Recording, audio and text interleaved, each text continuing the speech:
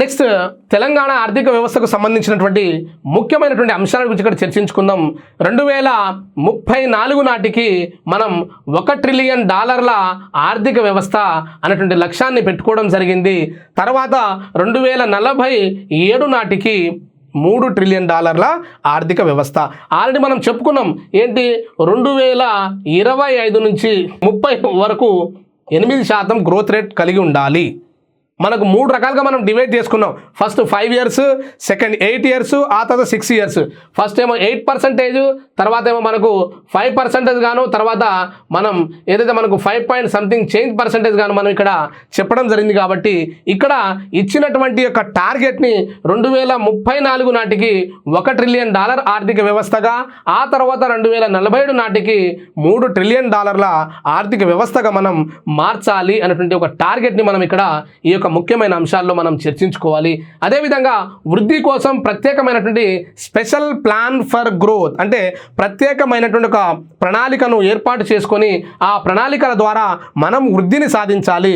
మనం యొక్క తెలంగాణ రాష్ట్రాన్ని $3 ట్రిలియన్ ఆర్థిక వ్యవస్థగా మార్చాలనే ఉద్దేశంతో ఇక్కడ క్యూర్, ప్యూర్ అండ్ రేర్ అనేటువంటి అంశాన్ని మనం ఆల్రెడీ చర్చించుకున్నాం. కాబట్టి ఇదొక మనకు స్పెషల్ ప్లాన్ ఫర్ గ్రోత్ అనేటువంటి విషయాన్ని విద్యార్థులు గమనించాలి. అదేవిధంగా స్థూల రాష్ట్ర ఉత్పత్తి మరియు వృద్ధికి సంబంధించినటువంటి అంశంలో ఆల్రెడీ మనం చెప్పుకున్నాం. ఇక్కడ 17.82 లక్షల కోట్లు అనేది మనం అంచనా వేయడం జరిగింది. ఈ యొక్క అంచనాల ప్రకారం ఈ యొక్క జిఎస్డిపిలో, గ్రాస్ స్టేట్ డొమెస్టిక్ ప్రొడక్ట్లో అన్ని రంగాల వాటాలు కలిపితే మనకు 17.82 లక్షల కోట్లు అనేది ఈ యొక్క మన యొక్క ఆదాయంగా మనం ఇక్కడ చెప్పుకోవచ్చు. అదేవిధంగా ఇక్కడ ఇచ్చినటువంటి అంశంలో రాష్ట్ర వృద్ధి రేటు జాతీయ వృద్ధి రేటుతో కంపేర్ చేస్తే ఎక్కువగా కలదు. జాతీయ వృద్ధి రేటు కేవలం 8.0 ఉంటే ఇక స్టేట్ గ్రోత్ రేట్ అనేది 10.7% ఉంది. కాబట్టి ఇచ్చినటువంటి ఈ లైన్ గ్రాఫ్లో మన రాష్ట్రం, తెలంగాణ రాష్ట్రం యొక్క వృద్ధి రేటు అనేది 10.7% ఉందన్న విషయాన్ని విద్యార్థులు గమనించాలి. అదేవిధంగా భారత రాష్ట్ర జీడిపితో తెలంగాణ రాష్ట్ర జీడిపిని మనం కంపేర్ చేస్తే తెలంగాణ షేర్ ఏదైతే ఉందో, భారత ప్రభుత్వానికి మనం అందిస్తున్నటువంటి, మన సైడ్ నుంచి మనం అందిస్తున్న వాటా అయితే ఉందో, ఇది 2024-25 సోషియో ఎకనామిక్ అవుట్లుక్లో మనం 4.87%గా చెప్పుకోవడం జరిగితే, ఇప్పుడున్నటువంటి లేటెస్ట్ ఈ యొక్క సోషియో ఎకనామిక్ అవుట్లుక్ ప్రకారం మనం 4.99% మనం కలిగి ఉన్నామంటే, గతంతో కంపేర్ చేస్తే భారత జీడిపిలో తెలంగాణ వాటా కూడా క్రమంగా పెరుగుతుందనే విషయాన్ని విద్యార్థులు గమనించాలి. సో సుమారుగా ఇక్కడ 3 ఏంటంటే 12, 0.2% అనేది ఇక్కడ వాటాను కలిగి ఉన్నది. అంటే గతంతో కంపేర్ చేస్తే భారత ప్రభుత్వానికి తెలంగాణ రాష్ట్రం అందిస్తున్నటువంటి వాటాల విషయంలో, షేర్ విషయంలో ఇక్కడ పెరుగుదల నమోదు చేసింది. 4.87% ఉన్నటువంటి మన యొక్క షేర్ని మనం 4.99%గా, అంటే సుమారుగా 0.12% ఈ యొక్క గ్రోత్ రేట్ని మనం కలిగి ఉన్నాం. కాబట్టి ఈ విషయాన్ని కూడా విద్యార్థులు గమనించాలి. నెక్స్ట్ రంగాల వాటా మరియు పోలిక. ఆల్రెడీ మనం ఇంతకుముందే డిస్కస్ చేసాం దీని గురించి. సేవల రంగం యొక్క వాటా ఎంత ఉందంటే 68% ఉంది. అదేవిధంగా దాని తర్వాత వాటాల విషయంలో పారిశ్రామిక రంగం వాటా అత్యధిక కలదు. ఆ తర్వాత వ్యవసాయ రంగం వాటా ఉందనే విషయాన్ని మనం ఆల్రెడీ చర్చించుకున్నాము. ఇది పారిశ్రామిక రంగానికి సంబంధించిన వాటా, ఇది వ్యవసాయ రంగానికి సంబంధించినటువంటి వాటాగా విద్యార్థులు గమనించాలి. సో ఇక్కడ టాప్ లెవెల్లో ఉన్నటువంటి 3వ రంగం అయితే ఉందో, ఈ 3వ రంగం అనేది మొదటి స్థానాన్ని ఆక్రమించింది. అంటే వరుస క్రమంలో ఉన్నటువంటి వ్యవసాయ రంగం, పారిశ్రామిక రంగం, సేవల రంగం, ఈ 3వ స్థానంలో ఉన్నటువంటి సేవల రంగం మొదటి స్థానాన్ని కలిగి ఉంది ఈ యొక్క వాటాల విషయంలోని విషయాన్ని విద్యార్థులు గమనించాలి. అదేవిధంగా ఇక్కడ మనకున్నటువంటి కార్మిక శక్తి మరియు ఉద్యోగిత విషయంలో కూడా ఇక్కడ సింపుల్గా పీడియాట్రిక్ లేబర్ ఫోర్స్ సర్వే ప్రకారం పనిచేసే కార్మికుల సంఖ్య, పనిచేసే కార్మికుల శాతం ఎంత ఉందంటే, అంటే వర్క్ పార్టిసిపేషన్ ఏదైతే ఉందో అది 60.7% ఉన్నది. అవుట్ ఆఫ్ 100%లో అంటే మోర్ దెన్ 50% పీపుల్ ఎవరైతే ఉన్నారో వాళ్ళు కార్మికులుగా, వర్క్ ఫోర్స్గా పని చేయడానికి రెడీగా ఉన్నారు. కాబట్టి వీళ్ళ యొక్క పర్సంటేజ్ వచ్చేసి 60.7%గా ఉందనే విషయాన్ని విద్యార్థులు గమనించాలి. ఇందులో మహిళల యొక్క భాగస్వామ్య రేటు మనం గమనిస్తే 4% ఉంది. అంటే మన యొక్క వర్క్ ఫోర్స్ అనేది మనకు 60% ఉంటే అందులో ఉమెన్ పార్టిసిపేట్ ఏదైతే ఉందో ఆ పార్టిసిపేషన్ అనేది 45% ఉంది. ఇది భారతదేశంలో ఉన్నటువంటి ఉమెన్ వర్క్ ఫోర్స్ కంపేర్ చేస్తే చాలా ఎక్కువ అనే విషయాన్ని గమనించాలి. జాతీయ సగటు అనేది కేవలం 34.9 అంటే సుమారు 35% మాత్రమే కేంద్రం కలిగి ఉంటే రాష్ట్ర ప్రభుత్వంలో ఉన్నటువంటి మహిళా లోకం అయితే ఉందో ఇక్కడ 45% అనేది వాళ్ళ యొక్క భాగస్వామ్య రేటు అనేది ఈ యొక్క వర్క్ పార్టిసిపేషన్ దాంట్లో ఉన్నారనే విషయాన్ని విద్యార్థులు గమనించాలి. జాతీయ ఆదాయంలో ఎక్కువనే ఉన్నాము, పర్ క్యాపిటల్ ఇన్కంలోనే ఎక్కువ ఉన్నాము, అదేవిధంగా వృద్ధి రేటులో ఎక్కువ ఉన్నాము, అదేవిధంగా ఇక్కడ కార్మిక శక్తి మరియు ఉద్యోగిత కల్పనలో కూడా మనం భారతదేశంతో కంపేర్ చేస్తే తెలంగాణ రాష్ట్రం చాలా మెరుగుగా ఉందనే విషయాన్ని విద్యార్థులు గమనించాలి. అదేవిధంగా ఉద్యోగ నిష్పత్తి అంటే ఉద్యోగ నిష్పత్తితో కంపేర్ చేస్తే తెలంగాణ రాష్ట్రంలో గ్రామీణ ప్రాంతాలు పట్టణ ప్రాంతాలకు సంబంధించినటువంటి ఈ యొక్క ఉద్యోగ నిష్పత్తి ఎంప్లాయ్మెంట్ రేషియోని మనం గమనించినట్లయితే ఇక్కడ గ్రామీణ ప్రాంత వాసులు 62% అంటే సుమారు 62.5% అంటే 63% అనేది ఉద్యోగిత కల్పనను కలిగి ఉన్నది. అదేవిధంగా పట్టణ ప్రాంతాల్లో కేవలం 49.5 అంటే 50% మాత్రమే కలిగి ఉందనే విషయాన్ని విద్యార్థులు ఇక్కడ స్పష్టంగా గమనించాలి. ఆల్రెడీ మనం చెప్పుకున్నాము పర్ క్యాపిటా ఇన్కమ్ అంటే ఏదైతే పర్ హెడ్ ఇన్కమ్ ఉందో ఈ తలసరి ఆదాయానికి సంబంధించి తెలంగాణ రాష్ట్రం అనేది 4 లక్షల పైచిలుకు కలిగి ఉంటే జాతీయం వచ్చేసి అంటే భారతదేశం వచ్చేసి కేవలం 2,19,575 రూపాయలు మాత్రమే కలిగి ఉన్నది. అంటే మనం యొక్క రాష్ట్రం అంటే తెలంగాణ రాష్ట్రం అనేది కేంద్ర ప్రభుత్వంతో కంపేర్ చేస్తే సుమారు 2% అంటే డబుల్ టైం అనమాట. అంటే ఇక్కడ 4 లక్షలు ఇక్కడ 2 లక్షలు అంటే సుమారు 1.98% అనేది మనం వాళ్ళకంటే ఎక్కువ ఉన్నామనే విషయాన్ని గమనించాలి. ఇందులో ముఖ్యంగా పర్ క్యాపిటల్ ఇన్కమ్కి సంబంధించినటువంటి అంశంలో మన యొక్క రాష్ట్రాలలో ఉన్నటువంటి ముఖ్యమైన జిల్లాలలో ఇక్కడ రంగారెడ్డి జిల్లా అయితే ఉందో ఈ రంగారెడ్డి జిల్లా యొక్క తలసరి ఆదాయం చాలా ఎక్కువగా ఉన్నది. సుమారు 11,29,735 రూపాయలు ఉన్నది. అంటే రంగారెడ్డి జిల్లాలో ఉన్నటువంటి ప్రజల యొక్క తలసరి ఆదాయం ఎంత ఉందంటే 11 లక్షల రూపాయలు ఉందని విద్యార్థులు గమనించాలి. అదే రకంగా మనకున్నటువంటి 33 జిల్లాలలో చివరి స్థానాన్ని కలిగి ఉన్నటువంటి జిల్లా ఏంటంటే ఇక్కడ హనుమకొండ అనేటువంటి జిల్లా అనేది విద్యార్థులు గమనించాలి. అంటే ఉమ్మడి వరంగల్ జిల్లా నుంచి మనం డివైడ్ చేసినటువంటి ఏదైతే మనకు అర్బన్ ఏరియా ఉందో ఆ అర్బన్ ఏరియాయే హనుమకొండ జిల్లా. ఈ హనుమకొండ జిల్లా చిట్ట చివరి స్థానాన్ని కలిగి ఉన్నది 2,37,809. సో ఇక్కడ విద్యార్థులు గమనించాల్సింది ఏంటంటే జాతీయ సగటు ఎంత ఉందంటే 2,19,575 ఉంటే మన రాష్ట్రంలో ఉన్నటువంటి 33 జిల్లాల్లో చిట్ట చివరి స్థానాన్ని పొందినటువంటి హనుమకొండ జిల్లా కూడా జాతీయ సగటు కంటే ఎక్కువ ఉన్నదనే విషయాన్ని ఇక్కడ విద్యార్థులు గమనించాలి. అంటే 33 జిల్లాలలో ఏ జిల్లా కూడా జాతీయ సగటు కంటే తక్కువగా లేదు. ఇక్కడ 2,37,000 పైచీలు కంటే జాతీయ సగటు కంటే ఎక్కువ తలసరి ఆదాయాన్ని ఉన్నటువంటి 33 జిల్లాలు కూడా అత్యధిక తలసరి ఆదాయాన్ని కలిగి ఉన్నాయనే విషయాన్ని విద్యార్థులు ఇక్కడ స్పష్టంగా గమనించాలి. ఈ స్లైడ్లో చెప్పినటువంటి ప్రతి పర్సంటేజ్ ఈ స్లైడ్లో చెప్పినటువంటి ప్రతి షేర్ అనేది ఈ యొక్క కాంపిటేటివ్ ఎగ్జామ్లో మోస్ట్ ఇంపార్టెంట్ అని విద్యార్థులు గమనించాలి. నెక్స్ట్ తెలంగాణ ప్రభుత్వ ఆర్థిక వ్యవహారాలు మన యొక్క ఫైనాన్షియల్గా మన యొక్క డిసిప్లిన్ ఎలా ఉంది, మన యొక్క ఆర్థికపరమైనటువంటి నిర్వహణ ఎలా ఉంది, ఆర్థికపరమైనటువంటి వ్యవహారాల పరంగా ఇక్కడ మనం గమనించినట్లయితే 2025-26 బడ్జెట్ అంచనాలు అయితే ఉన్నాయో ఈ యొక్క బడ్జెట్ అంచనాలు 2025-26 సోషియో ఎకనామిక్ అవుట్లుక్లో మనం చెప్పడం జరిగింది. దీనిలో భాగంగా మన యొక్క రెవెన్యూ ఎక్స్పెండిచర్ అంటే ఇక్కడ జీతాలు పెన్షన్లు వాటికి సంబంధించే ఉంటాయి కాబట్టి ఇది 2,26,982 కోట్లు కలిగి ఉంటే ఈ యొక్క మూలధన ఎక్స్పెండిచర్ అంటే క్యాపిటల్ ఎక్స్పెండిచర్ అయితే ఉందో ఇది 36,504 కోట్లు కలిగి ఉన్నది. సో రెండిటిలో ఆర్థిక వ్యవస్థకు ఒక ఇంజెక్షన్గా ఆర్థిక వ్యవస్థకు ఒక జీవ ఆయుధంగా ఉన్నది ఏంటంటే మూలధన వ్యయం అని చెప్పేసి అనుకోవాలి.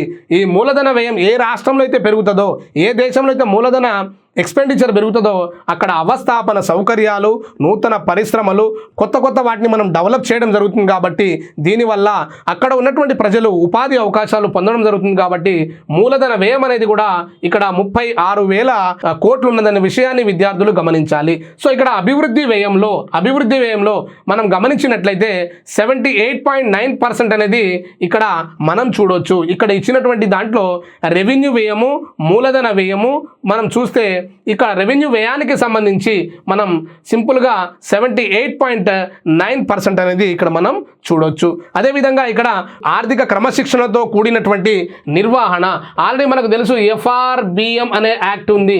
ఇది ఏదైతే మనకు ఫిజికల్ డెఫిసిట్ ఉందో అది 3% అనేది దాటొద్దన్నటువంటి ఒక టార్గెట్ అనేది మనం పెట్టుకోవడం జరిగింది.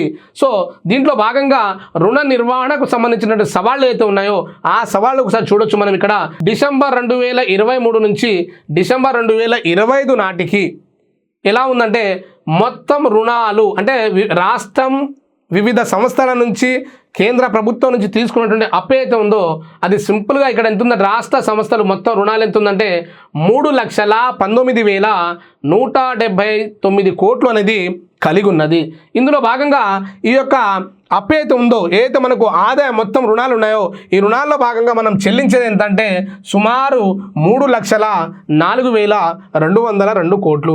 అంటే మనకు వచ్చేటువంటి రుణాలు ఏదైతే ఉన్నాయో అందులో సింహభాగం అప్పు చెల్లింపులకే వినియోగానికే పోతుందనే విషయాన్ని విద్యార్థులు గమనించాలి. అంటే మొత్తం రుణాలు రాష్ట్ర ప్రభుత్వాలు తీసుకొస్తున్నటువంటి మొత్తం 3,19,000 కోట్లు ఉంటే సుమారు 3,04,000 కోట్ల రూపాయలు మనం మొత్తం అసలు మరియు వడ్డీ చెల్లింపులకే సరిపోతుంది. కాబట్టి మన యొక్క రుణ నిర్వహణ, మన యొక్క ఆర్థికపరమైనటువంటి క్రమశిక్షణను ఇక్కడ మనం గమనించవచ్చు.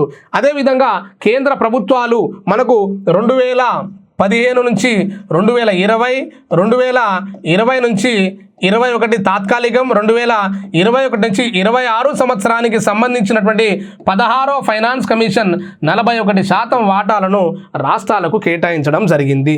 సో ఈ కేటాయింపు ఏదైతే ఉందో ఈ కేటాయింపు ప్రకారం మనకు పన్నుల వాటా అనేది ఎలా ఉందంటే కేంద్ర ప్రభుత్వం నుంచి అంటే జాతీయ పన్ను నిధి నుంచి రాష్ట్రాలకు వస్తున్నటువంటి వాటా ఎంత ఉందంటే ఈ డయాగ్రామ్లో మనం చూడవచ్చు చాలా తక్కువగా ఉన్నది. అంటే కేంద్ర ప్రభుత్వం నుంచి రాష్ట్రాలకు ఏదైతే వాటాల రూపంలో 41% రూపంలో మనకు రావాల్సింది ఉందో అది తెలంగాణ రాష్ట్రానికి చూసుకుంటే చాలా తక్కువ మొత్తంలో ఇక్కడ మన యొక్క షేర్ అనేది కలిగి ఉందని విద్యార్థులు గమనించాలి. అంటే పన్ను వాటాలో కూడా మనం ఇక్కడ అన్యాయానికి గురయ్యామనేటువంటి విషయాన్ని విద్యార్థులు గమనించాలి. పన్ను వాటాల్లో మనకు పంపిణీలో మనకు అన్యాయం జరిగినప్పటికీ పర్ క్యాపిటల్ ఇన్కంలో కావచ్చు, GSDPలో కావచ్చు, లేదా ఇతరత్ర అన్ని రంగాల్లో కావచ్చు, దేశానికి సంబంధించినటువంటి రంగాలలో దేశానికి సంబంధించినటువంటి అనేక విషయాలతో కంపేర్ చేస్తే తెలంగాణ రాష్ట్రం అనేది ముందంజ కలిగి ఉందనే విషయాన్ని విద్యార్థులు గమనించాలి.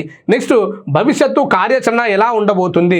తెలంగాణ రాష్ట్రం అనేది $3 ట్రిలియన్ ఆర్థిక వ్యవస్థగా మారాలంటే మన భవిష్యత్తు కార్యాచరణ ఎలా ఉందంటే ఆదాయ సమీకరణను బలోపేతం చేయడం. ఏదైతే మనకు ఆదాయ సమీకరణకు సంబంధించినటువంటి సోర్సెస్ ఉంటాయో వాటినన్నిటిని మనం బలోపేతం చేయాలి. అదేవిధంగా వ్యయ సామర్థ్యాన్ని మెరుగుపరచాలి. ఏదైతే ఫ్రీ బీస్ ఉంటాయో ఏదైతే అనుత్పాదకకి సంబంధించినటువంటి అంశాలు ఉన్నాయో వాటిని మనం కంట్రోల్ చేయబోతున్నాము. అంటే వ్యయ సామర్థ్యాన్ని మనం మెరుగుపరచుకోబోతున్నాము. అదేవిధంగా వివేకవంతమైనటువంటి రుణ నిర్వహణ అంటే ఎక్కడ మనం పెట్టుబడి పెడితే రాష్ట్రానికి ఆదాయ వనరుగా మారుతుందో అనేటువంటి విషయాన్ని మీద మనం ఫోకస్ చేసి వృధా ఖర్చులను తగ్గించడం వల్ల ఏదైతే మనకు ఈ యొక్క ఫిజికల్ డెఫిసిట్ ఉందో దీన్ని తగ్గించడం వల్ల ఆటోమేటిక్గా మన ఈ యొక్క ఆర్థిక పరమైనటువంటి నిర్వహణ కూడా మెరుగు ఉంటే ఆటోమేటిక్గా మనకు ఇతర దేశాల నుంచి, ఇతర రాష్ట్రాల నుంచి, కేంద్ర ప్రభుత్వం నుంచి, ఇతర సంస్థల నుంచి కూడా మనకు రుణ సదుపాయం అనేది కలిగి ఉంటుంది. కాబట్టి ఇక్కడ వివేకవంతమైనటువంటి రుణ నిర్వహణ అనేది కూడా మన యొక్క టార్గెట్లో భాగంగా అంటే మన భవిష్యత్ కార్యాచరణలో భాగంగా ఈ మూడింటిని మనం యాడ్ చేయడం జరిగిందనే విషయాన్ని విద్యార్థులు గమనించాలి. ఈచ్ అండ్ ఎవ్రీ పాయింట్ కూడా సోషియో ఎకనామిక్ అవుట్లుక్ 2025-26లో నుంచి తీసుకున్నటువంటి అంశంగా విద్యార్థులు ఇక్కడ గమనించాలి. ఇక్కడ తెలంగాణ ఆర్థిక వ్యవస్థలో వ్యవసాయ రంగం అనేది ఒక సమగ్ర అవలోకంగా ఉంటుంది. ఎందుకంటే భారతదేశంలో కావచ్చు, తెలంగాణ రాష్ట్రంలో కావచ్చు, ఉపాధి అవకాశాలను సృష్టిస్తున్నటువంటి, అత్యధిక ఉపాధి అవకాశాలు కల్పిస్తున్నటువంటి రంగం ఏదైతే ఉందంటే అది కంపల్సరీగా వ్యవసాయ రంగం అని విద్యార్థులు గమనించాలి. ఇక్కడ ఎందుకంటే ఇది ఒక సమగ్ర అవలోకంగా ఎందుకు ఉందంటే సింపుల్గా మీరు ఇక్కడ గమనించండి, సమగ్ర వృద్ధికి ఒక పునాదిగా మారబోతుంది. వ్యవసాయ రంగంలో పండినటువంటి ఏదైతే ఫర్ ఎగ్జాంపుల్ కాటన్ ఉందో అది మనం ఇండస్ట్రియల్కి పంపిస్తాము. ఇండస్ట్రీ దాన్ని ఏం చేస్తుందంటే టోటల్ ఫినిష్డ్ గుడ్స్గా మారుస్తుంది, పూర్తిగా తయారైన వస్తువుగా మారుస్తుంది. తయారైన వస్తువుని మనం మార్కెట్లో ధరిస్తే అది సేవా రంగంలో భాగంగా ఉంటుంది. కాబట్టి ఇది ఒక సమగ్ర వృద్ధి పునాదిగా మనం ఇక్కడ గమనించాలి. సింపుల్గా ఆర్థిక సహకారం మరియు జనాభా అంటే సింపుల్గా మన యొక్క భారతదేశంలో కావచ్చు, తెలంగాణ రాష్ట్రంలో కావచ్చు, ఇక్కడ సుమారు గ్రామీణ ప్రాంతాల్లో నివసిస్తున్నటువంటి జనాభా ఎంతైతే ఉందో ఆ జనాభాలో 62% మంది వ్యవసాయ రంగం మరియు వ్యవసాయ రంగానికి సంబంధించినటువంటి ఇతర అనుబంధ రంగాల మీద ఆధారపడి జీవనం కొనసాగిస్తున్నారు. కాబట్టి గ్రామీణ సంక్షేమ విషయంలో వ్యవసాయ రంగానికి ముడిపడి ఉందనే విషయాన్ని విద్యార్థులు గమనించాలి. ఇక్కడ గ్రామాల సంక్షేమం జరగాలన్నా, తర్వాత గ్రామీణ అభివృద్ధి జరగాలన్నా మనం ముఖ్యంగా వ్యవసాయ రంగం మీద అత్యధిక ఫోకస్ చేయాలి. ఎందుకంటే ఉన్నటువంటి పాపులేషన్లో 63% మంది, 62.6% అంటే సుమారు 63% మంది ఈ వ్యవసాయ రంగం మీద ఆధారపడుతున్నారనే విషయాన్ని విద్యార్థులు గమనించాలి. అదేవిధంగా ఈ యొక్క వ్యవసాయ రంగం కూడా ఈ యొక్క GSVAలో అంటే స్టేట్కి సంబంధించినటువంటి గ్రాస్ స్టేట్ వాల్యూ యాడెడ్లో ఇక్కడ మన యొక్క వాటా కూడా సుమారు ఎంత ఉందంటే మనకు 17.8 లక్షల కోట్లలో సుమారు 2,13,799 కోట్ల రూపాయలు అనేది మన యొక్క కాంట్రిబ్యూషన్ అనేది పెరిగిందనే విషయాన్ని ఇది మనం 2025-26 మనకు PAE నాటికి అంటే ప్రొవిజనల్లీ ఎస్టిమేట్ అడ్వాన్స్ ఎస్టిమేట్ నాటికి మనం ఇది చూడవచ్చును. కాబట్టి సో ఇందులో దీని వాటా కూడా వ్యవసాయ రంగం వాటా కూడా క్రమంగా పెరుగుతుందనే విషయాన్ని విద్యార్థులు గమనించాలి. అదేవిధంగా వ్యవసాయ రంగానికి సంబంధించినటువంటి ఇక్కడ పశు సంవర్ధక రంగం అంటే పశు పోషణకు సంబంధించినటువంటి రంగం ఉందో దాని వాటాను కూడా మనం ఈ యొక్క వ్యవసాయ రంగంలో అంతర్భాగంగా చూడవచ్చు. ఈ యొక్క GSVAలో దీని వాటా వచ్చేసి 5.1% అనేది వృద్ధి రేటును కలిగి ఉన్నది. అంటే మన యొక్క పశు సంవర్ధకకు సంబంధించి పశు సంపదకు సంబంధించినటువంటి వాటాల విషయంలో కూడా వృద్ధి రేటు అనేది ఇది నమోదు చేయడం జరిగింది. దీని యొక్క వాటా వచ్చేసి చూడండి, మనం 1,03,525 కోట్లు మనం ప్రొవిజనల్లీ అడ్వాన్స్ ఎస్టిమేట్ 2025-20 నాటికి మనం 1,00,000 కోట్లు అనేది ఈ యొక్క పశు సంవర్ధక శాఖ నుంచి మనం కాంట్రిబ్యూట్ చేస్తున్నాం అనే విషయాన్ని విద్యార్థులు గమనించాలి. అదేవిధంగా ఇక్కడ ఉత్పత్తి మరియు బడ్జెట్కి సంబంధించినటువంటి విషయంలో ఇక్కడ ఆహార ధాన్యాల ఉత్పత్తిలో ఆల్రెడీ మీకు అన్నపూర్ణ స్టేట్గా మనకి గతంలో ఉమ్మడి ఆంధ్రప్రదేశ్లో ఈస్ట్ అండ్ వెస్ట్ గోదావరి ఉండేది. కానీ ప్రజెంట్ తెలంగాణ రాష్ట్రంలో విప్లవాత్మకమైనటువంటి మార్పులు కలిగి ఉన్నాయి, రకరకాల ప్రాజెక్టులు డెవలప్ అయ్యాయి. కాబట్టి ఇక్కడ ఆహార ధాన్యాల ఉత్పత్తి అనేది మెట్రిక్ టన్నుల్లో మనం చూసినట్లయితే ఇక్కడ 2023-24 సంవత్సరంలో 207.95 లక్షల మెట్రిక్ టన్నుల యొక్క ఆహార ధాన్యాల పంట ఉత్పత్తి జరిగినట్లయితే ఈ యొక్క 2025-26 నాటికి 236.87 లక్షల మెట్రిక్ టన్నులు అనేది ఇక్కడ ప్రోగ్రెస్ అయిందనే విషయాన్ని విద్యార్థులు గమనించాలి. అంటే ఇక్కడ స్థిరమైనటువంటి పురోగతి అనేది మనం వ్యవసాయ ఉత్పత్తులు ఆహార ధాన్యాల ఉత్పత్తిలో కలిగి ఉండడం జరుగుతుంది. ముఖ్యంగా ఇక్కడ ప్రధానమైనటువంటి ఈ యొక్క పంటల్లో ప్రధానమైనటువంటి ఏంటంటే ఫస్ట్ వరి పంట అనేది మొదటి స్థానాన్ని, పత్తి పంట అనేది 2వ స్థానాన్ని, మొక్కజొన్న అనే పంట 3వ స్థానాన్ని కలిగి ఉన్నదనే విషయాన్ని విద్యార్థులు ఇక్కడ గమనించాలి. అంటే ఉత్పత్తికి సంబంధించిన విషయం కావచ్చు, లేదా ఈ యొక్క స్థిరమైనటువంటి పెరుగుదలలో మనం చూస్తే ఈ యొక్క వ్యవసాయ రంగం మరియు ఆహార ధాన్యాల ఉత్పత్తిలో స్థిరమైనటువంటి పెరుగుదలను మనం కలిగి ఉన్నామనే విషయాన్ని విద్యార్థులు గమనించాలి. అదేవిధంగా బడ్జెట్ కేటాయింపులో ఎలా ఉంది వ్యవసాయ రంగానికంటే 2025-26 సంవత్సరం ఏదైతే మనకు యాన్యువల్ ఇయర్ ఉందో ఈ యొక్క 2025-26 ఈ యొక్క సోషియో ఎకనామిక్లో పొందుపరిచిన విధంగా ఇక్కడ 26,600 84 కోట్లు అగ్రికల్చరల్ సెక్టార్ మరియు అగ్రికల్చరల్ అలైడ్ సెక్టార్ అంటే వ్యవసాయ రంగం మరియు వ్యవసాయ ఆధారిత ఇతర అనుబంధ రంగాలకు 26,000 కోట్ల రూపాయలు కేటాయించడం జరిగింది. కాబట్టి ఇక్కడ ఏదైతే మనకు ఈ యొక్క వ్యవసాయ రంగాన్ని బలోపేతం చేయాలనే ఉద్దేశంతో ఈ యొక్క కేటాయింపు అనేది వ్యవసాయ రంగాన్ని బలోపేతం చేస్తే ఆటోమేటిక్గా గ్రామాలు కూడా బలోపేతమై పేదరికం నిరుద్యోగం తగ్గే అవకాశం ఉంది. కాబట్టి ఈ యొక్క కేటాయింపుల విషయంలో కూడా మనం ఎక్కువ మొత్తంలో కేటాయించాము. ఇది గతంతో కంపేర్ చేస్తే 10.1% అనేది మనం కేటాయింపులు ఇంక్రీజ్ చేశామనే విషయాన్ని విద్యార్థులు గమనించాలి. ఇదే కాకుండా రైతులను తర్వాత ఇతర వరి కొనుగోలుకు సంబంధించినటువంటి కొన్ని అంశాల గురించి కూడా మనం ఇక్కడ చర్చించుకుందాము. ఇక్కడ రైతు సంక్షేమం విషయానికి వస్తే రైతు భరోసా అనేటువంటి స్కీమ్ అనేది ఆల్రెడీ మనకు ఎగ్జిస్టింగ్ ఉంది. ఈ యొక్క రైతు భరోసా స్కీమ్ అనేది కేవలం ఇక్కడ 16/6/2025 నుండి 24/6/2025 నాటికి ఏదైతే మనకు వానాకాల సీజన్ ఉందో ఈ కాలంలో 9 రోజుల్లో కేవలం 9 రోజుల్లో 69.40 లక్షల పట్టాదారులకు సుమారు 8,744.13 కోట్ల పంపిణీ అనేది ఇక్కడ చేయడం జరిగింది. అంటే రైతుకు కావాల్సినటువంటి ఇన్పుట్ సబ్సిడీని వ్యవసాయానికి సంబంధించినటువంటి కొంత రుణ సదుపాయాన్ని కల్పించాలనే ఉద్దేశంతో రైతు భరోసాలో భాగంగా ఈ యొక్క వానాకాలం సీజన్కి సంబంధించి 69.40 లక్షల ఈ యొక్క పట్టాదారులు కలిగినటువంటి రైతులకు సుమారు 8,744 కోట్ల రూపాయలను మనం పంపిణీ చేశామనే విషయాన్ని విద్యార్థులు ఇక్కడ గమనించాలి.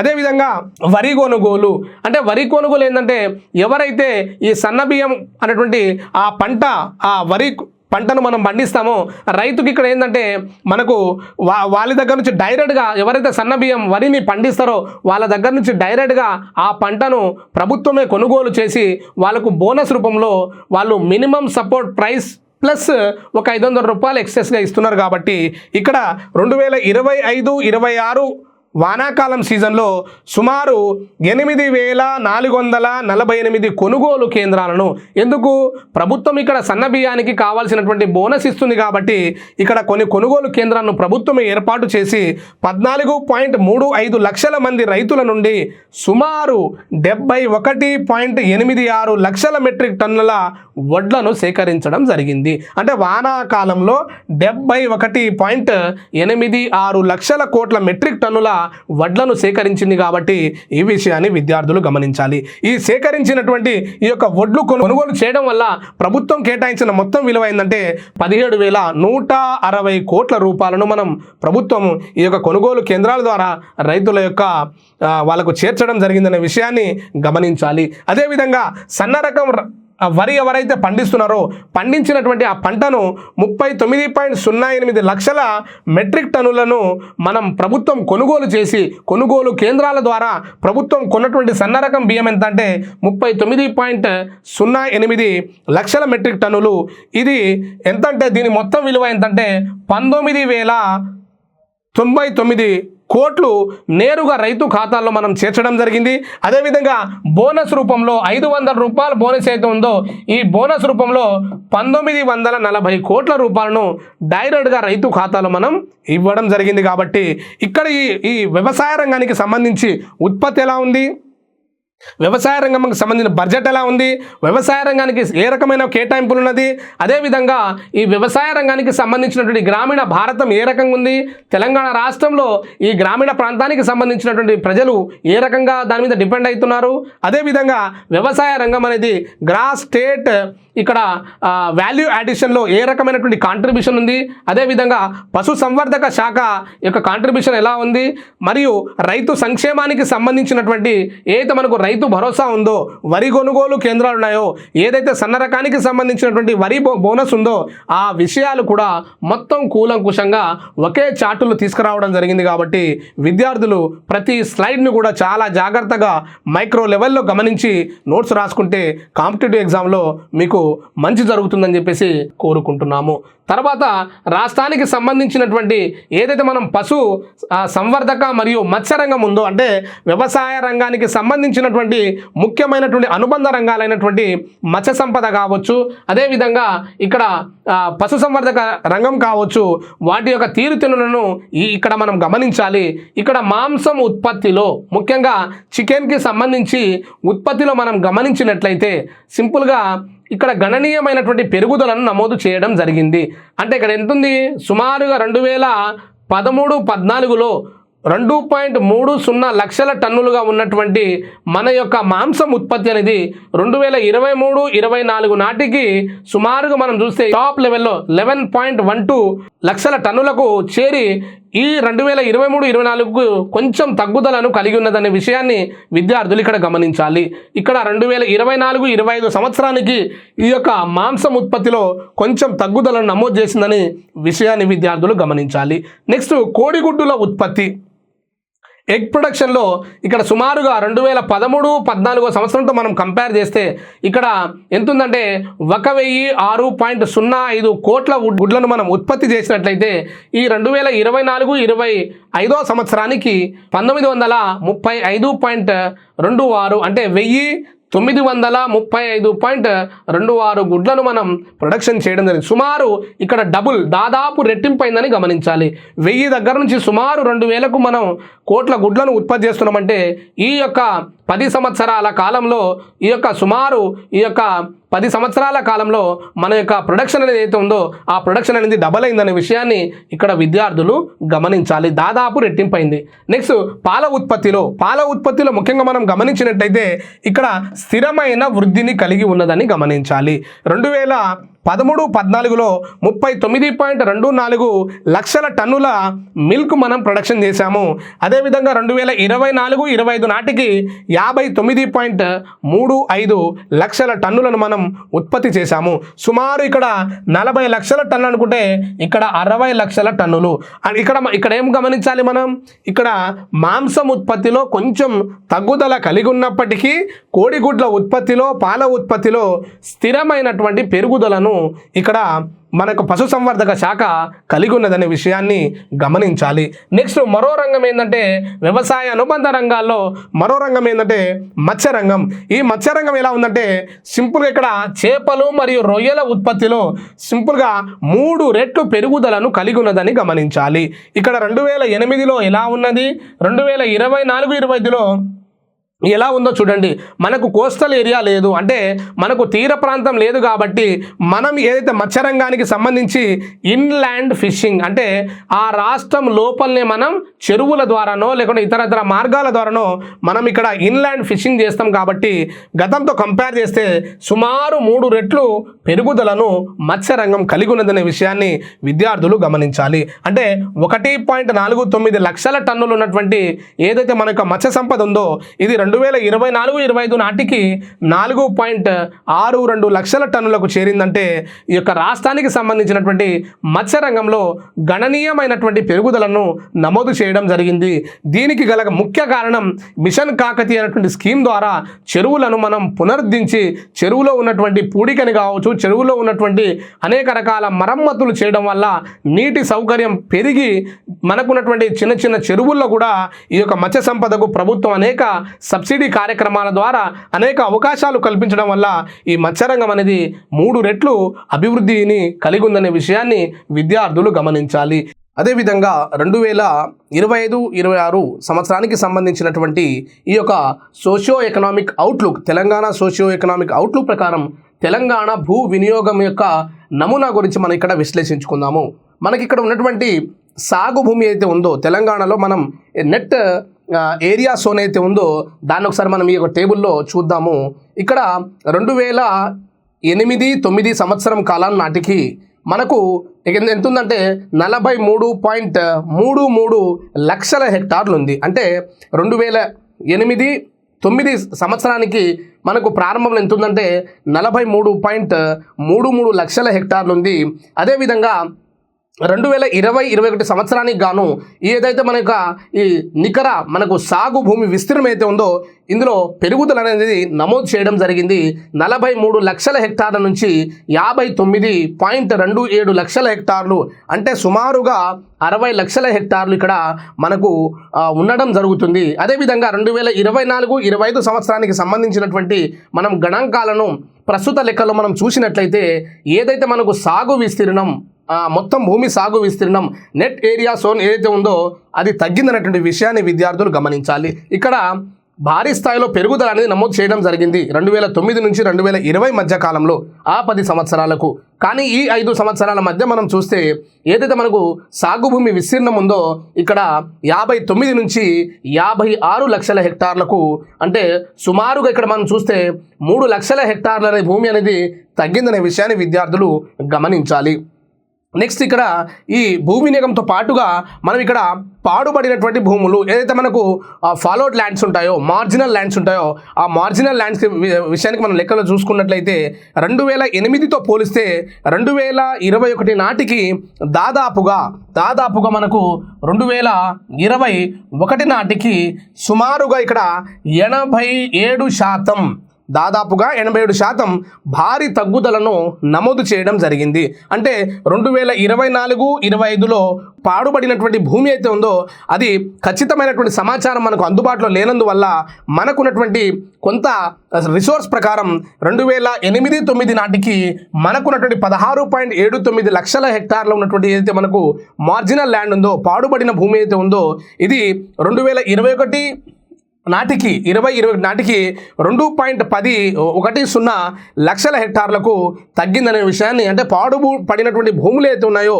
ఫాలోడ్ ల్యాండ్ ఏదైతే ఉన్నాయో అవి తగ్గిందనేటువంటి విషయాన్ని విద్యార్థులు ఈ యొక్క స్లైడ్ నుంచి మనం గమనించాలి. సో ఓవరాల్గా ఈ స్లైడ్ మొత్తం అనేది తెలంగాణ రాష్ట్రంలో భూ వినియోగం యొక్క నమూనా ఎలా ఉంది, భూమి యొక్క విశ్లేషణ ఎలా ఉందనేటువంటి విషయాన్ని విద్యార్థులు ఇక్కడ క్షుణ్ణంగా గమనించవచ్చు.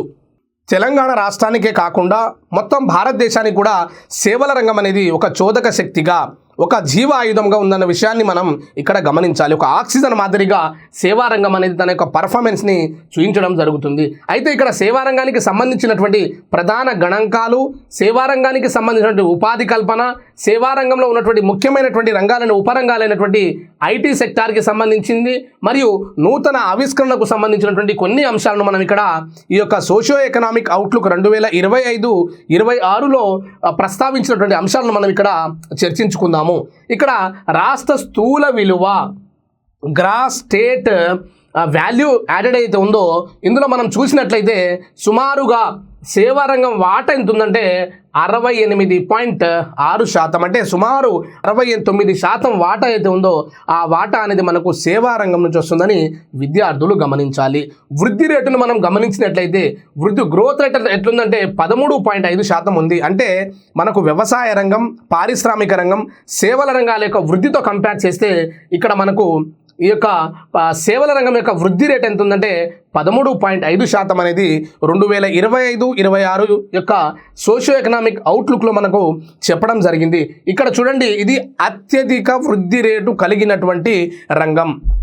వ్యవసాయ రంగం, పారిశ్రామిక రంగం, సేవల రంగం 3 రంగాల యొక్క వృద్ధి రేటుని మనం గమనించినట్లయితే ఈ యొక్క సేవల రంగం వృద్ధి రేటు అనేది 13.5%తో అత్యధిక వృద్ధి రేటును కలిగినటువంటి రంగం ఇక్కడ మనం గమనించాలి. అదే కాకుండా ఈ యొక్క స్థూల జోడింపు ఈ విషయంలో మనం మిగతా రంగాలను కనుక గమనించినట్లయితే ఈ రంగానికి దరిదాపుల్లో కూడా ఆ రంగాలు లేవనేటువంటి విషయాన్ని విద్యార్థులు గమనించాలి. ముఖ్యంగా ఈ సేవల రంగానికి సంబంధించిన వాటిలో రియల్ ఎస్టేట్ మరియు వృత్తిపరమైన సేవలు అయితే ఉన్నాయో real estate and professional service అయితే ఉందో ఇది గ్రాస్ స్టేట్ వాల్యూ యాడెడ్లో 23.4% అనేది ఉంది. అదేవిధంగా వ్యాపారము, హోటళ్ళు, ట్రేడ్ అండ్ హోటల్ యొక్క గ్రోత్ రేట్ వచ్చేసి సుమారుగా 16.8% అనేది మనకు సోషియో ఎకనామిక్ అవుట్లుక్లో చెప్పడం జరిగింది. సో మనం ఇక్కడ ఏం గమనించాలంటే భారతదేశంలో సేవల రంగం వాటా కేవలం 40% మాత్రమే ఉంది. ఈ యొక్క 40%లో ఈ యొక్క తెలంగాణ కావచ్చు, కర్ణాటక కావచ్చు, మహారాష్ట్ర కావచ్చు, తమిళనాడు కావచ్చు, కీలకమైనటువంటి రాష్ట్రాల యొక్క షేర్ అనేది ఈ యొక్క భారతదేశం యొక్క సేవల రంగంలో ఇవి కాంట్రిబ్యూట్ చేస్తున్న విషయాన్ని విద్యార్థులు గమనించాలి. అదేవిధంగా మనకిచ్చినటువంటి ఉపాధి అవకాశాల కల్పనలో ఇక్కడ ఉన్నటువంటి periodic labour force survey October and డిసెంబర్లో పబ్లిష్ అయినటువంటి 2025 అక్టోబర్ అండ్ డిసెంబర్లో పబ్లిష్ అయినటువంటి పీడియాట్రిక్ లేబర్ ఫోర్స్ సర్వే, ఇది నేషనల్ స్టాటిస్టికల్ ఆర్గనైజేషన్ కింద పనిచేసే ఒక సంస్థ. ఈ సంస్థ రిలీజ్ చేసినటువంటి ఈ రిపోర్ట్ ప్రకారం 36.3% ఈ యొక్క ఉపాధి అవకాశాలు కల్పిస్తున్న రంగం ఏదైనా ఉందంటే అది మనకు ఈ యొక్క సేవా రంగం అనేటువంటి విషయాన్ని విద్యార్థులు గమనించాలి. రాష్ట్రంలో ఉపాధి అవకాశాల పరంగా కూడా ఈ యొక్క వ్యవసాయ రంగం తర్వాత రెండవ అత్యధిక ఉపాధి అవకాశాలు కల్పిస్తున్న రంగం ఏదైనా ఉందంటే అది మనకు సేవా రంగం అని విద్యార్థులు ఇక్కడ గమనించాలి. అదేవిధంగా ఇక్కడ పట్టణ ప్రాంతాల్లో ఉపాధి అవకాశాలు కల్పిస్తున్నటువంటి ఈ యొక్క రంగం ఏదైనా ఉందంటే అది సేవా రంగమే అనుకోవాలి. పట్టణ ప్రాంతాల్లో 64.9%, సుమారు 65% ఉపాధి అనేది పట్టణ ప్రాంత వాసులకు ఉపాధి కల్పిస్తున్నటువంటి రంగం ఇక్కడ సర్వీస్ సెక్టార్ అని విద్యార్థులు గమనించాలి. ఇది కూడా పీడియాట్రిక్ లేబర్ ఫోర్స్ యొక్క మనకు డిసెంబర్ 2025లో ఇచ్చినటువంటి రిపోర్ట్ ఆధారంగానే మనం చెప్తున్నాం కాబట్టి 64.9% అనేది అర్బన్ పీపుల్ ఎంప్లాయ్మెంట్ కల్పిస్తున్నటువంటి ఏకైక రంగం ఏదైనా ఉందంటే అది సేవా రంగం అని గుర్తుపెట్టుకోవాలి.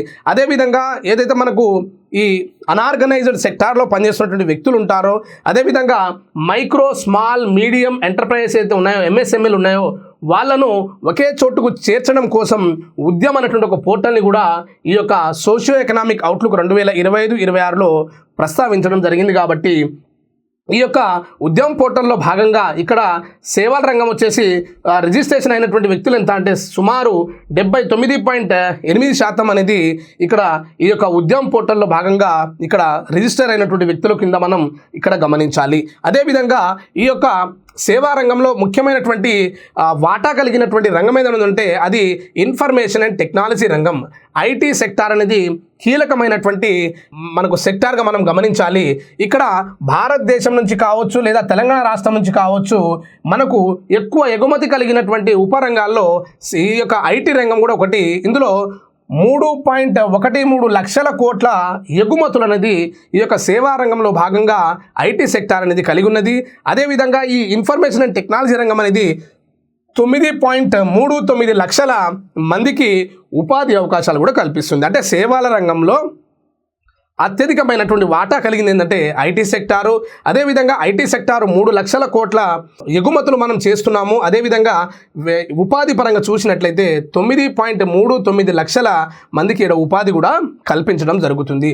అదేవిధంగా తెలంగాణ రాష్ట్రం అనేది గ్లోబల్ ఐటీ హబ్గా కలిగి ఉన్నది. ఎందుకంటే మైక్రోసాఫ్ట్కి సంబంధించింది చాలా అంతర్జాతీయ ఇన్ఫర్మేషన్ అండ్ టెక్నాలజీకి సంబంధించినటువంటి ఈ యొక్క అంశాలు మనం తెలంగాణ రాష్ట్రంలో కేంద్రీకృతమై ఉన్నాయి. కాబట్టి ఈ గ్లోబల్ ఐటీ హబ్ కూడా మన యొక్క తెలంగాణ రాష్ట్రాన్ని మనం అభివర్ణించవచ్చు. కాబట్టి ఇది మనకు సేవల రంగంలో భాగంగా ఐటీ సెక్టార్ని మనం స్పెషల్గా ఇక్కడ విశ్లేషించుకున్నాము. తర్వాత నూతన ఆవిష్కరణలు మరియు సాంకేతికత అంటే న్యూ ఇన్నోవేషన్ అండ్ టెక్నాలజీ అనేది ఏ రకంగా ఉందంటే ఇక్కడ గ్లోబల్ క్యాపబిలిటీ సెంటర్స్ అంటే జీసీసీస్ని కూడా మనం ఇక్కడ ఎస్టాబ్లిష్ చేయడం జరిగింది.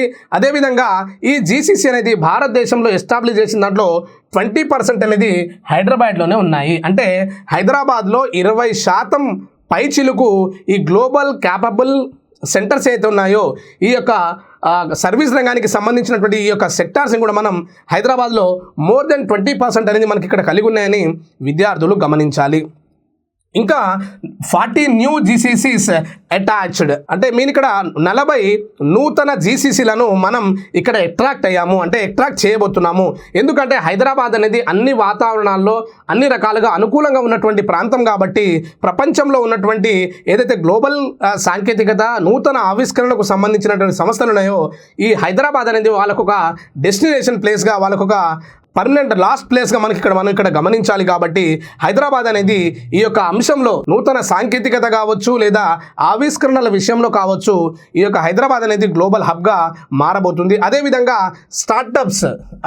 Startups mean generative AI mean artificial ఇంటెలిజెన్సీలో స్టార్టప్లో కూడా తెలంగాణ రాష్ట్ర వాటా వచ్చేసి 7% కలదు. అంటే ఏదైతే మనకు ఈ యొక్క ఆర్టిఫిషియల్ ఇంటెలిజెన్సీ ఉందో ఈ ఆర్టిఫిషియల్ ఇంటెలిజెన్సీ ఈ యుగంలో కూడా తెలంగాణ రాష్ట్రం అనేది ఎస్పెషల్లీ హైదరాబాద్ అనేది 7% వాటాను కలిగి ఉందనే విషయాన్ని విద్యార్థులు గమనించాలి. అంటే జీసీసీలో మోర్ దెన్ 20% ఉన్నాము. అదేవిధంగా కొత్తగా 40 జీసీసీలను మనం అట్రాక్ట్ చేశాము, ఆకర్షించాము.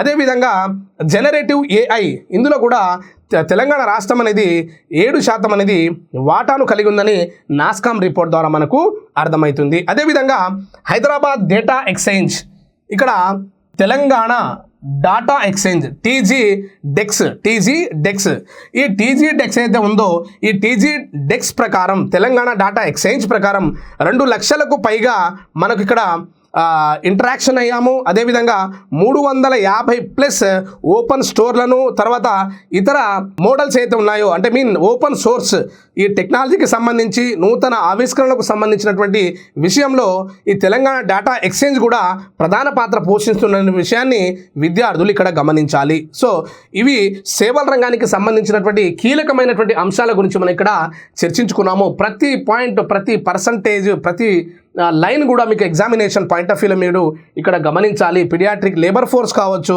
నాస్కామ్ రిపోర్ట్ కావచ్చు, ఆర్టిఫిషియల్ ఇంటెలిజెన్సీకి సంబంధించింది కావచ్చు, తర్వాత సేవల రంగానికి సంబంధించినటువంటి ఉపరంగాలు ఏమున్నాయి, ఉపాధి ఎలా కల్పిస్తున్నారు, తర్వాత ఐటీ సెక్టార్ యొక్క ప్రాముఖ్యత ఏంది, ఈ అన్ని అంశాలను మనం సోషియో ఎకనామిక్ అవుట్లుక్లో చెప్పినటువంటి అంశాలను మనం ఇక్కడ కూలంకుషంగా చర్చించుకున్నాము.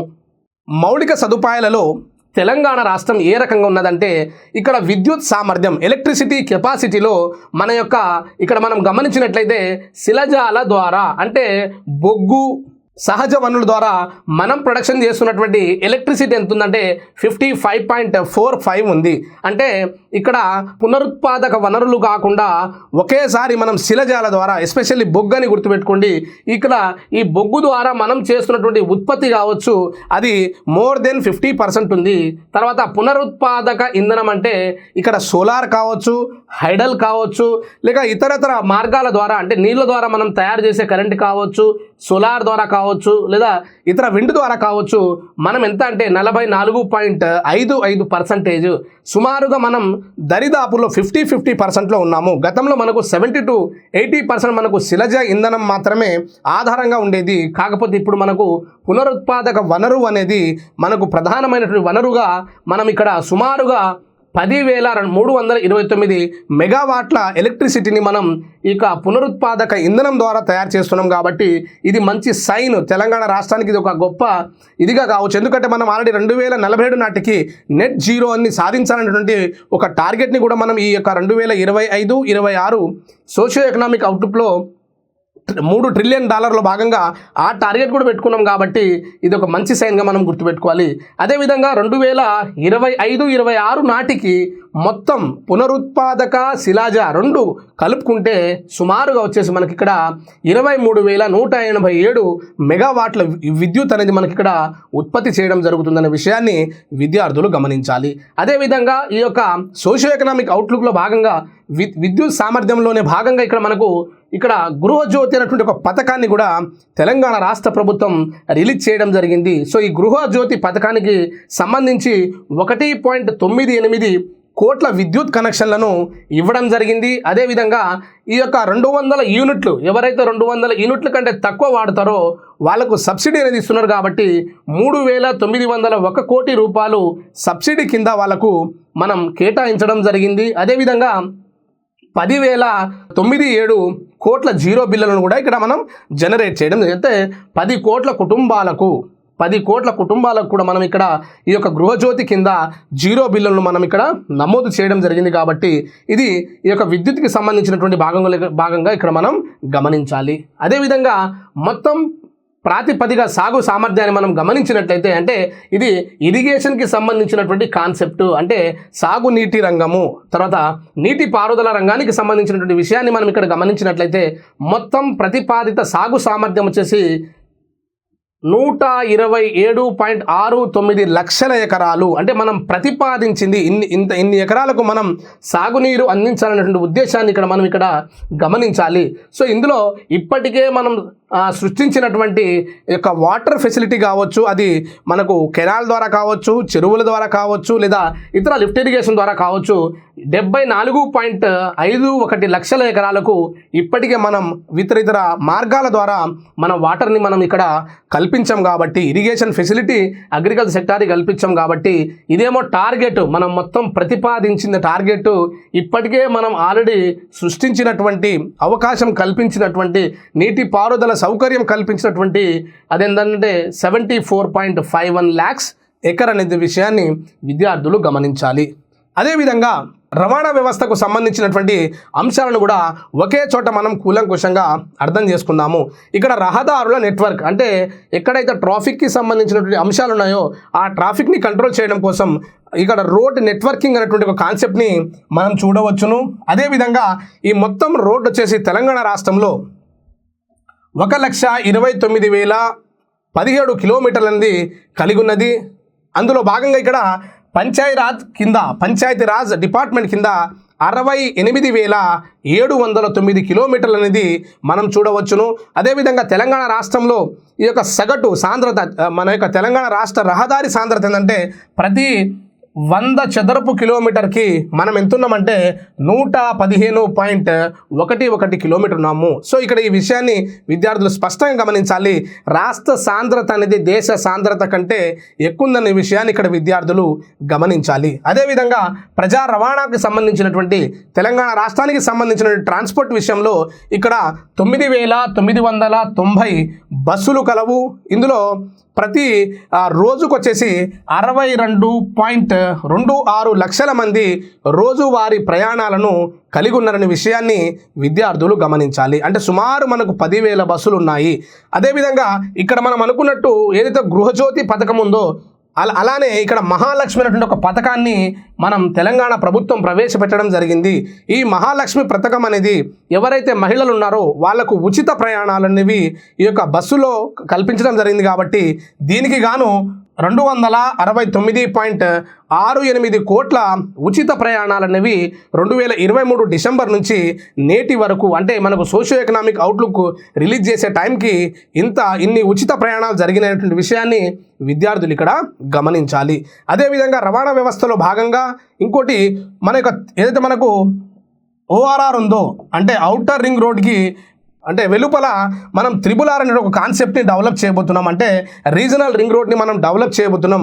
ఇక్కడ ఉత్తర భాగానికి 161.52 కిలోమీటర్లు, దక్షిణ భాగానికి 201 కిలోమీటర్ అనేది మనం ఎక్స్పాండ్ చేయబోతున్నాము. సో ఇక్కడ దీనివల్ల ఏమవుతుందంటే రియల్ ఎస్టేట్ అనే రంగం బాగా అభివృద్ధి పథంలో నడిచే అవకాశం ఉంది. కాబట్టి ఇక్కడ ఉత్తర భాగంతో కంపేర్ చేసే దక్షిణ భాగాన్ని ఎక్కువ మొత్తంలో మనం ఇక్కడ తీసుకోవడం జరిగింది. 201 కిలోమీటర్ అనేది హైదరాబాద్ ఏదైతే ORRకి దక్షిణ భాగం ఉందో ఆ దక్షిణ భాగాన్ని ఇక్కడ కవర్ చేశాం. కాబట్టి ఈ విషయాన్ని కూడా విద్యార్థులు గమనించాలి. అదేవిధంగా విమానయాన రంగానికి సంబంధించి ఏవియేషన్కి సంబంధించినటువంటి వాటి విషయంలో మనం గతంతో పోల్చుకుంటే 16.49% అనేది వృద్ధిని కలిగి ఉన్నది. అంటే విమానయాన రంగంలో కూడా విప్లవాత్మకమైనటువంటి వృద్ధి రేటును మనం ఇక్కడ గమనించవచ్చు. సో ఇవి ఇక్కడ ఉన్నటువంటి మనకు విద్యుత్ రంగము, సాగు రంగము, రవాణా వ్యవస్థకు సంబంధించినటువంటి ముఖ్యమైనటువంటి అంశాలు. అదేవిధంగా ఇంకో సర్వీస్ సెక్టార్లో భాగంగా ఇంకోటి ఏంటంటే ఇక్కడ మనకు డిజిటల్ మరియు సామాజిక అభివృద్ధి. ఇక్కడ డిజిటల్ని అనుసంధానం చేయడం అంటే T-Fiber అనేటువంటి స్కీమ్ ఆల్రెడీ మనకు ఉన్నది. సో ఇక్కడ ఈ యొక్క 42.16 మిలియన్ల టెలిఫోన్ చందాదారులు అనేది తెలంగాణ రాష్ట్రంలో కలిగి ఉన్నారు. అదేవిధంగా 37.25 మిలియన్ ఇంటర్నెట్కి సంబంధించినటువంటి చందాదారులు తెలంగాణ రాష్ట్రంలో కలిగి ఉన్నారనే విషయాన్ని విద్యార్థులు గమనించాలి. డిజిటల్గా అనుసంధానం చేయడం, తెలంగాణ ప్రభుత్వం వాట్సాప్ ద్వారా కూడా కొన్ని రకాలైనటువంటి రెవెన్యూకి సంబంధించి కొన్ని రకాల క్యాస్ట్, ఇన్కమ్ లేదా ఇతరత్ర సర్టిఫికెట్లకు సంబంధించినటువంటి అంశాలను కూడా జారీ చేస్తుంది. కాబట్టి ఈ సోషియో ఎకనామిక్ అవుట్లుక్లో డిజిటల్ని కూడా అనుసంధానం చేయాలి. ఏదైతే ఈ యొక్క 42 మిలియన్ల టెలిఫోన్ చందాదారులు ఉన్నారో, ఏదైతే 37,000 మిలియన్ల ఈ ఇంటర్నెట్ చందాదారులు ఉన్నారో, ఇంకా దీన్ని కొంచెం పెంచాలి అనేటువంటి అంశాన్ని ఇక్కడ మనం గమనించాలి.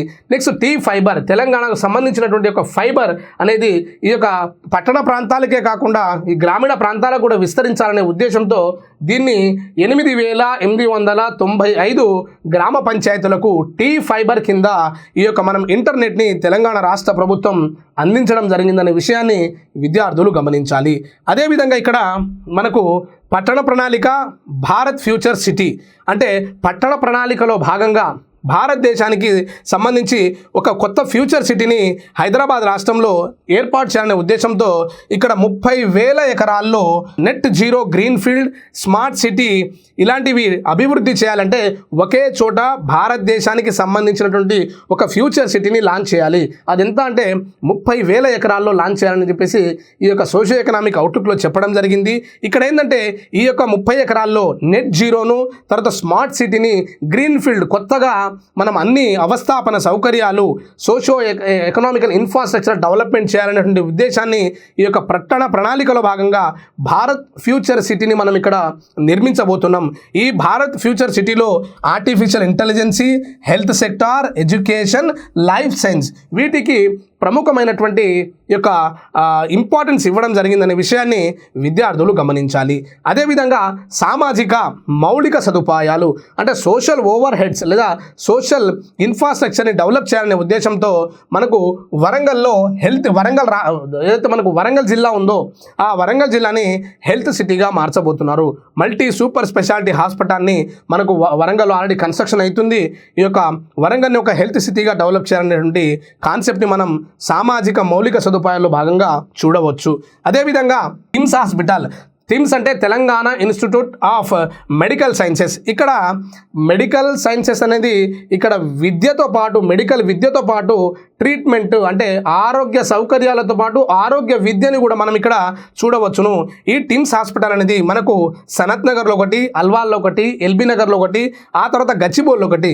సో ఇక్కడ గచ్చిబౌలిలో ఉన్నటువంటి టిమ్స్ హాస్పిటల్ ఆల్రెడీ వర్కింగ్లో ఉంది కాబట్టి ఈ 3 హాస్పిటల్ను ఈ సంవత్సరం చివరి నాటికి డిసెంబర్ నాటికి ఈ 3 హాస్పిటల్ టిమ్స్ హాస్పిటల్ను యొక్క మనం ఇనాగరేషన్ చేయాలనే కాన్సెప్ట్ని కూడా ఈ సామాజిక మౌలిక సదుపాయాల్లో భాగంగా చూడవచ్చును. అదేవిధంగా నిమ్స్ విస్తరణ, Nizam institute of medical science ఏదైతే పంజాగుట్టలో ఉందో ఇక్కడ ఉన్నటువంటి అన్ని స్పెషలిస్ట్ వైద్యంతో పాటుగా ఈ నిమ్స్ హాస్పిటల్ని ఇతర మనకు పిడియాట్రిక్ కావచ్చు, ఇతర అనేక రకాల ఇతర సౌకర్యాలు కూడా కల్పించాలనే ఉద్దేశంతో ఈ యొక్క హాస్పిటల్ని ఇంకా విస్తరించబోతున్నారు. కాబట్టి నిమ్స్ హాస్పిటల్ విస్తరణ కూడా ఈ యొక్క సామాజిక మౌలిక సదుపాయాల్లో భాగంగా మనం చూడవచ్చును.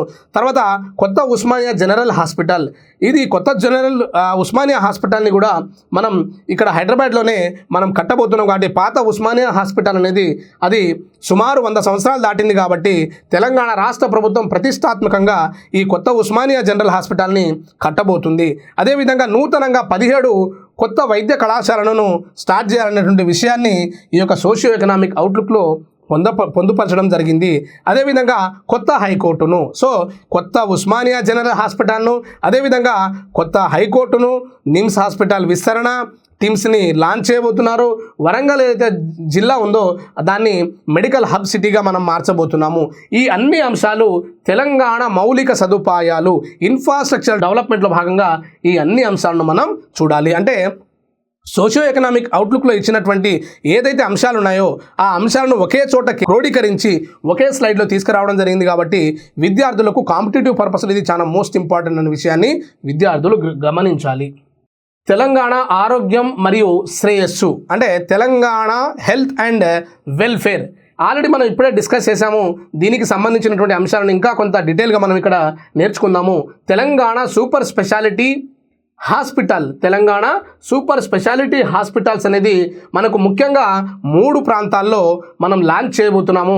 ఒకటి టిమ్స్ హాస్పిటల్ ఇక్కడ సనత్ నగర్. ఈ సనత్ నగర్ హాస్పిటల్ అనేది దేనికి ఫేమస్గా మనం లాంచ్ చేయబోతున్నామంటే కార్డియాలజీ మరియు ఇతర ఆర్గాన్కి సంబంధించిన ట్రాన్స్ప్లాంట్కి సంబంధించినటువంటి కేసులను ఇక్కడ మనం ముఖ్యంగా గమనించాలి. సనత్ నగర్లో కార్డియాలజీ మరియు ఇతర ట్రాన్స్ప్లాంట్కి సంబంధించినటువంటి కేసులు.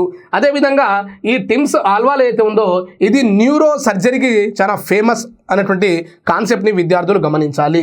నెక్స్ట్ టిమ్స్ ఎల్బీ నగర్ అయితే ఉందో దీన్ని గ్యాస్ట్రో ఎంట్రాలజీ కోసం మనం డెవలప్ చేయబోతున్నాము. అంటే ఏదైతే మనకు గచ్చిబౌలి కాకుండా మిగిలినటువంటి 3 హాస్పిటల్స్ ఉన్నాయో టిమ్స్ హాస్పిటల్, సనత్ నగర్ ఏమో కార్డియాలజీతో పాటు మనకు ట్రాన్స్ప్లాంటేషన్ కేసులు, అదేవిధంగా టిమ్స్ హాస్పిటల్ అల్వాల్ అయితే ఉందో ఇక్కడ న్యూరో సర్జరీకి సంబంధించినటువంటి కేసులు, అదేవిధంగా టిమ్స్ ఎల్బీ నగర్ ఉందో అది గ్యాస్ట్రో. సో ఈ 3 కూడా 1000 పడకల హాస్పిటల్ని గవర్నమెంట్ ప్రభుత్వం యొక్క ఆధ్వర్యంలో నిర్మించబోతుంది. కాబట్టి ఇది పేదల పాలిట ఒక మంచి అవకాశంగా మనం ఇక్కడ గమనించాలి. వీటి విస్తరణ కోసం వీటిని డెవలప్ చేయాలనే ఉద్దేశంతో తెలంగాణ రాష్ట్ర ప్రభుత్వం 9,339 కోట్ల రూపాయలు ఈ 3 హాస్పిటల్ డెవలప్ చేయడం కోసం, కార్పొరేషన్గా మార్చడం కోసం సుమారు 10,000 కోట్లు ఇక్కడ కేటాయించడం జరిగిందనే విషయాన్ని విద్యార్థులు గమనించాలి.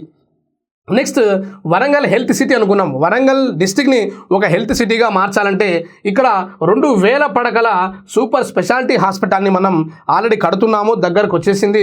ఈ ఇయర్ ఎండింగ్ కల్లా దాన్ని కూడా మనం స్టార్ట్ చేయబోతున్నాం. కాబట్టి ఈ వరంగల్ హెల్త్ సిటీలో భాగంగా ఇక్కడ అందిస్తున్నటువంటి ముఖ్యమైనటువంటి డిపార్ట్మెంట్ ఏంటంటే ఆంకాలజీ, క్యాన్సర్కి సంబంధించింది, కార్డియాలజీ, గుండెకు సంబంధించింది, అదేవిధంగా న్యూరాలజీ, నరాలకు సంబంధించినటువంటి ముఖ్యమైనటువంటి ట్రీట్మెంట్ అనేది ప్రభుత్వం యొక్క ఆధ్వర్యంలో పేద ప్రజలకు మరియు తెలంగాణ రాష్ట్రంలో ఉన్నటువంటి ప్రజలందరికీ కూడా ఉచితంగా అందించబోతున్నారు. అదేవిధంగా నిమ్స్ మరియు ఉస్మానియా అభివృద్ధి, ఆల్రెడీ ఇందాక చెప్పుకున్నాం మనం, నిమ్స్ హాస్పిటల్ని విస్తరించాలి. నిమ్స్ హాస్పిటల్లో పిడియాట్రిక్ కానీ లేదా ఇతర గైనిక్కి సంబంధించినటువంటి ట్రీట్మెంట్ లేదు. కాబట్టి తెలంగాణ రాష్ట్ర ప్రభుత్వం ప్రతిష్టాత్మకంగా ఈ నిమ్స్ హాస్పిటల్ని విస్తరించాలనే ఉద్దేశంతో 1,600 కోట్ల రూపాయలను కేటాయించడం జరిగిందనే విషయాన్ని విద్యార్థులు గమనించాలి. ఏదైతే మనకు ఉస్మానియా జనరల్ హాస్పిటల్ ఉందో ఇది సుమారు 120 సంవత్సరాల పైచిలుకు అయింది. కాబట్టి అది ఇప్పుడు మనకు అది వైద్యానికి అనుకూలంగా లేదు. కాబట్టి మనం గోషామహల్కి అక్కడ దగ్గరలో ఉన్నటువంటి ఒక గ్రౌండ్లో 2,000 పడకలతో మనం ఉస్మానియా జనరల్ హాస్పిటల్ని కట్టబోతున్నాం అనే విషయాన్ని విద్యార్థులు గమనించాలి. అదేవిధంగా అన్ని జిల్లాల్లో ప్రభుత్వ ఆసుపత్రులు, అంటే ప్రభుత్వ ఆసుపత్రులను ప్రతి జిల్లాలో మనకున్నటువంటి 33 జిల్లాల్లో అన్ని జిల్లాల్లో కూడా ప్రభుత్వ ఆసుపత్రిని మనం నెలకొల్పాలనేటువంటి ఒక కంకణాన్ని తెలంగాణ రాష్ట్ర ప్రభుత్వం కట్టుకుంది. ఇందులో జిరియాట్రిక్కి సంబంధించినటువంటి, పిల్లలకు సంబంధించినటువంటి ఇతర అన్ని రకాల డే కేర్ సెంటర్లు కానీ అన్ని రకాల వైద్య సదుపాయాలు మనకు ఇక్కడ ఈ యొక్క మౌలిక సదుపాయాల బలోపేతంలో భాగంగా మనం గమనించాలి. అదేవిధంగా మాతా శిశు ఆరోగ్యం మరియు నిరంతర ప్రజా ఆరోగ్యంకి సంబంధించినటువంటి ఈ యొక్క విషయంలో, అంటే maternal and child health as well as continuous public health ఇక్కడ ఇంటర్వెన్షన్లో భాగంగా ఇక్కడ మాతృ మరణాలు, అంటే మెటర్నిటీ మోర్టాలిటీ రేట్ ఏదైతే ఉందో, అంటే 1,00,000కు గాను తీసుకుంటాం మనం దీన్ని, 1,00,000కు గాను ఈ యొక్క మెటర్నిటీ మోర్టాలిటీ రేట్ మనం యావరేజ్ తీసుకుంటాం. కాబట్టి ఇక్కడ ప్రస్తుతం ఎంత ఉందంటే ప్రతి 1,00,000 మందిలో 43 మంది మాతృమూర్తులు తమ యొక్క ప్రాణాలను ఇక్కడ త్యాజిస్తున్నారు. ఇదే భారతదేశంతో మనం కంపేర్ చేస్తే భారతదేశంలో ఇది 88గా ఉన్నది. అంటే సుమారు తెలంగాణ రాష్ట్రం అనేది భారతదేశంతో కంపేర్ చేస్తే మనం సగానికి ఉన్నాము. 88 మంది ఎంఎంఆర్ మెటర్నిటీ మోర్టాలిటీ రేట్ అనేది భారతదేశానికి ఉంటే తెలంగాణ రాష్ట్రంలో కేవలం 43 ఉంది. దీన్ని సాధ్యమైనంత వరకు తగ్గించాలనే విషయాన్ని ఈ యొక్క సోషియో ఎకనామిక్ అవుట్లుక్లో పొందుపరచడం జరిగింది. అదేవిధంగా శిశు మరణాల రేటు, ఇన్ఫాంట్ మోర్టాలిటీ రేట్ ఏదైతే ఉందో ఈ ఇన్ఫాంట్ మోర్టాలిటీ రేట్ భారతదేశంతో మనం కంపేర్ చేస్తే ఇక్కడ తెలంగాణ రాష్ట్రంలో కేవలం 18 మాత్రమే ఉంది. కాబట్టి ఇది జాతీయ సగటు కంటే, జాతీయ మెటర్నిటీ మోర్టాలిటీ రేట్ కంటే చాలా తక్కువగా ఉందనేటువంటి విషయాన్ని విద్యార్థులు గమనించాలి. నెక్స్ట్ అండర్ 5 మోర్టాలిటీ రేట్, అంటే 5 సంవత్సరాల లోపు పిల్లల యొక్క మరణాల విషయంలో కూడా తెలంగాణ రాష్ట్రం అనేది కేవలం ఇక్కడ ఈ 2 ఇవి 1000కి తీసుకుంటాము, ఇది కూడా 1000కి యావరేజ్గా తీసుకుంటాం. కాబట్టి ఇక్కడేమో ఇన్ఫాంట్ మోర్టాలిటీ రేట్ ఏమో 18కి గాను, మెటర్నిటీ మోర్టాలిటీ రేట్ అయితే ఉందో అది వచ్చేసి 1,00,000కు గాను, ఇక్కడ అండర్ 5 వచ్చేసి 1000 గాను తీసుకుంటాం. కాబట్టి ఇక్కడ 22 అనేది అండర్ 5 అనేది ఉంది.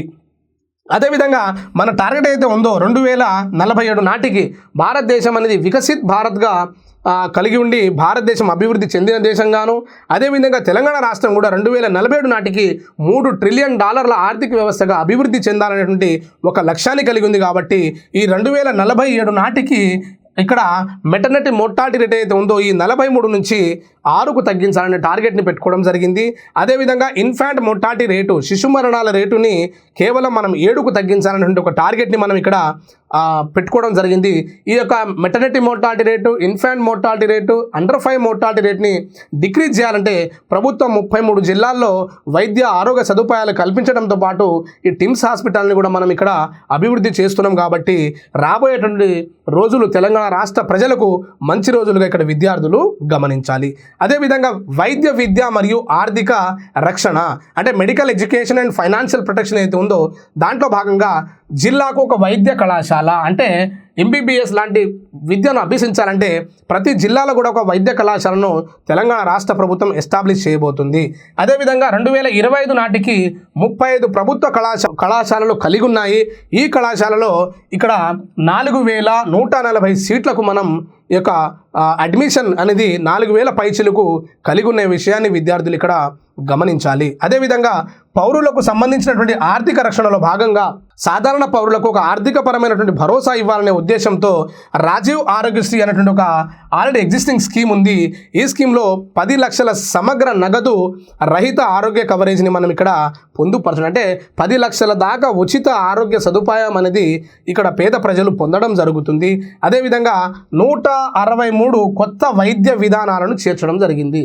ఆరోగ్యశ్రీలో భాగంగా ఆల్రెడీ ఉన్నటువంటి 700-800 రోగాలకు ట్రీట్మెంట్ కాకుండా కొత్తగా 163 ఇతర వ్యాధులను కూడా చేర్చడం వల్ల ఇక్కడ 10 లక్షలు అనేది నగదు రహితంగా పేద ప్రజలు ఆరోగ్యశ్రీని కవరేజ్లో తీసుకోవచ్చును. అదేవిధంగా మోస్ట్ ఇంపార్టెంట్ ఇక్కడ ఎంప్లాయీస్ యాక్సిడెంట్ ఇన్సూరెన్స్ స్కీమ్. ఈ యొక్క ఎవరైతే గవర్నమెంట్ ఎంప్లాయీస్ ఉన్నారో అన్ఫార్చునేట్గా ఏదైనా రిస్క్ అయ్యి యాక్సిడెంట్లో చనిపోతే ప్రమాదవశత్తు వాళ్ళు చనిపోతే 1,20,00,000 రూపాయలు అనేది వాళ్ళకి ఇవ్వడం జరుగుతుంది. అదేవిధంగా ఏదైనా విమాన ప్రమాదంలో ప్రమాదవశత్తు మరణిస్తే 2 కోట్ల రూపాయలు ఇవ్వడం జరుగుతుంది. అదేవిధంగా ఏదైనా నార్మల్గా అయినా చనిపోతే 10 లక్షల రూపాయలు అనేది వాళ్ళకు జీవిత లైఫ్ ఇన్సూరెన్స్లో భాగంగా వాళ్ళకు కవర్ చేయడం జరుగుతుంది. కాబట్టి ఈ అన్ని అంశాలను విద్యార్థులు ఒకే చోట తెలంగాణ ఆరోగ్యం మరియు శ్రేయస్సులో భాగంగా ఈ అన్ని అంశాలను విద్యార్థులు కూలంకుషంగా అర్థం చేసుకోవాలి.